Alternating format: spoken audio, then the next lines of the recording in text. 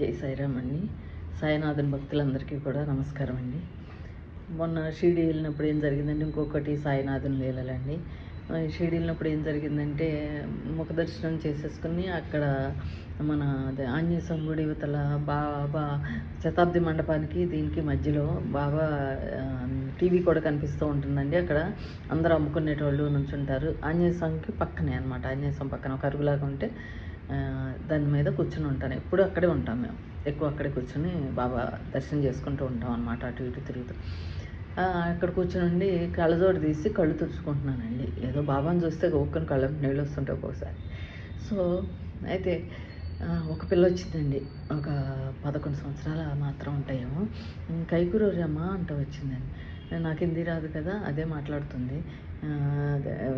లేదు నేను ఏడవట్లేదు, ఏం లేదు, కళ్ళు తుడుచుకుంటున్నాను అని చెప్పానండి. కూర్చుని కబుర్లు చెప్పింది. ఏంటంటే తనకి తల్లి తండ్రి ఇద్దరూ లేరు. తల్లి ఎవరో చంపేశారు, తండ్రిని కూడా చంపారు. అన్నదమ్ములు అక్క చెల్లెళ్ళు ఎవ్వరు లేరు. ఒక్కటేనండి ధైర్యంగా ఏం చేస్తుంది ఆ పిల్ల, ఎలా బతుకుతుంది అంటే, అది మన గంధం బొట్టు పెడుతూ ఉంటుంది అందరికీ. అమ్మ అమ్మ అంటూ అందరు చక్కగా ముద్దుగా ఉంది. పిల్ల కూడా చక్కగా ఉంది. అందరికీ బొట్టు పెట్టి మన దగ్గర ఎంతో కొంత ఇస్తే పుచ్చుకుంటుంది, లేదా తెలియదనమాట. అమ్మ ఎంత సంపాదిస్తావురా రోజుకి అన్నా నేను. రోజుకి 200 సంపాదిస్తాను. మరి చదువుకుంటున్నాను. ఎవరు కడతారు ఫీజు? నేనే కట్టుకుంటాను ఫీజు. మరి సరిపోతుందా? సరిపోతుంది. ఇంటి రెంట్ సరిపోదు, కానీ ఇంటి రెంట్ కట్టకపోతే ఖాళీ చేయమంటారు. అది ఖాళీ చేసి మళ్ళీ ఇంకో దాంట్లోకి వెళ్తాను. అలాగే నడిపిస్తున్నాను. ప్రస్తుతం ఒక రూమ్లో ఒక పక్కన మంచోళ్ళే ఉన్నాను. వాళ్ళు చూసుకుంటున్నారు, కొంచెం హెల్ప్ చేస్తున్నారు, చూస్తారు అంతే. ఇంకే హెల్ప్ అంటే వేరే ఏం చేయరు. అయితే ప్రతి ఒక్కరికి ఇస్తుందండి. 200 రోజుకు 200 సంపాదించుకుంటుంది. స్కూల్కి వెళ్తుంది. పొద్దున సాయంత్రం బొట్టు పెట్టి గంధం బొట్టు పెట్టి సంపాదించుకుంటుందండి. అయితే నేను నీకు, తన దగ్గర బ్యాగ్ కూడా లేదండి, నేను హ్యాండ్ బ్యాగ్ కొనిస్తాను అన్నానండి. ఈ లోపలే తను వెళ్ళిపోయి, నేను అసలు అన్నాను రేపు కొనిద్దాము, మంచిది తీసుకుందాము చూసి అనేసి అనుకున్నాను.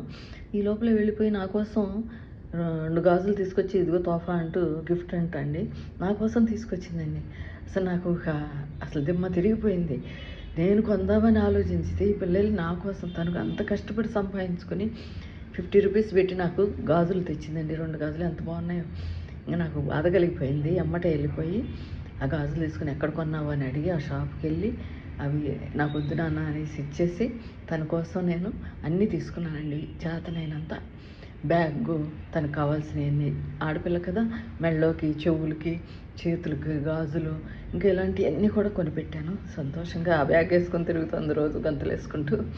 సంతోషంగా ఉందండి నాకు కూడా. అలా హెల్ప్ చేయటం నాకు చాలా సంతోషం అనిపించింది.